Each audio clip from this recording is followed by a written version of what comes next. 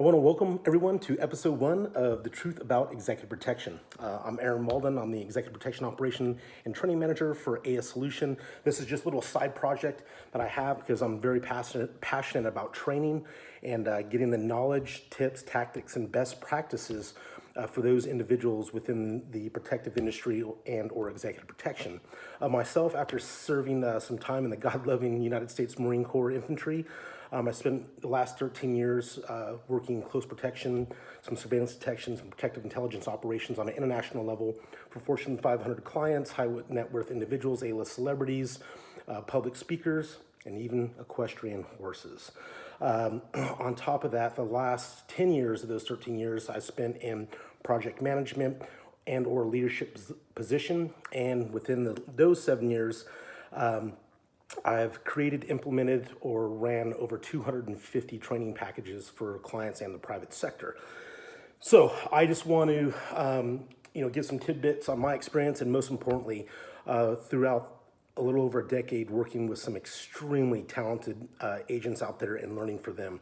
I wanted to do like a big, I'm working on my garage to build it in a big whiteboard to do this big presentation, but the time is now. So the way I look at it is better to get 7% of something done today than 100% of it done tomorrow. So let's roll. First topic we're gonna talk about is do's and don'ts when flying private with a client.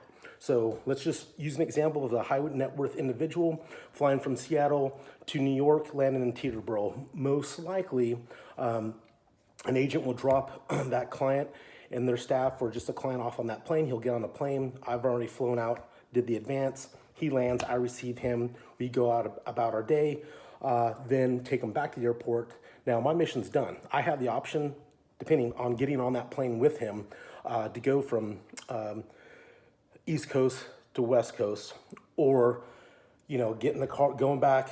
I can release the contract drivers and get on the plane, or go get on a commercial flight. Now, the thing is, guys, FaceTime can be a killer with a client. And let's say you get on that plane, it's a 3-hour plane ride, and he decides to disconnect and turn and want to carry on a conversation. Can you carry on an intellectual conversation with your client? Do you know his mission, his company culture? Do you know his hobbies, something that you can speak intelligently about and not look like an idiot or a knuckle dragger, right? So that's why if you have the option, I don't get on the plane. I give him his time. There will be, and I'll coordinate with another receiving agent to receive him on the other end if I'm not traveling. Also too, depending on the aircraft and what he's doing, he may go back and to, like if it's a G5 or some of the other ones there where there's a wall, like a bedroom, he may go back and crash out. So what does that mean? You're not going to the bathroom, that's for sure. And also too, you can't do number 2 on a private plane. It doesn't matter if it's a G5 or a G6.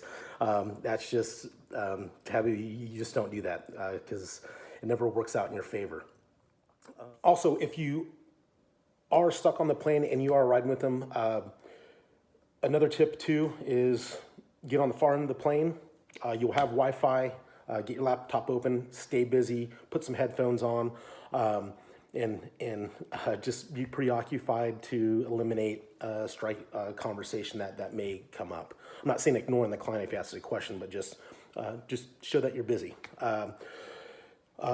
2, when you do land, if you are flying with the client, it's get your stuff packed and get off the plane first.